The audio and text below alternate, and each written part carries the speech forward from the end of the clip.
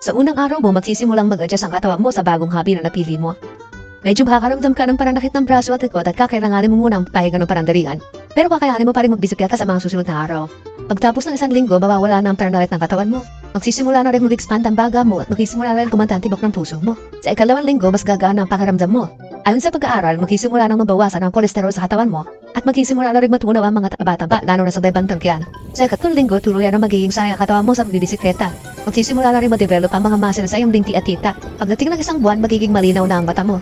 Marami ka nang makikitang kailangan mo i-upgrade sa bisikleta mo at palitan kahit wala namang sira. Magpapalit ka rin ng group set, ng pedal, ng handlebar at kung ano-ano mang makita mo ng magandang piyesa ng tropa mo. Gusto mo gano'n na rin sa'yo. O mas maganda pa, magiging maselan ka na rin sa mga accessories na ginagamit mo. Hugusin mo na yung vapor ng helmet, shades, bigads, speedometer, pati na rin gagarong jersey. Sa ika-2 buwan, mapapansin mo na bumibigat ng sipa mo at humagaan naman ang wallet mo. Kahit ganun pa man, hindi ka pa makukontento sa kung anong meron ka.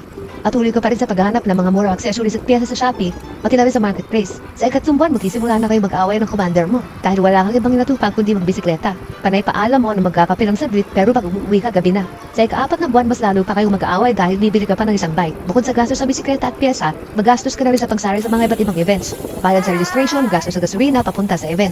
Bukod pa yung mga long ride mo na maghapon ng nasa labas kundi man 2 o 3 araw. Sa ika-5 buwan, mas mapayat ka na dahil mas inuuna mo pa ang gastos sa bisikleta kaysa sa pagkain. Ika-6 na buwan, papipiliin ka na ng asawa mo kung bisikleta o siya.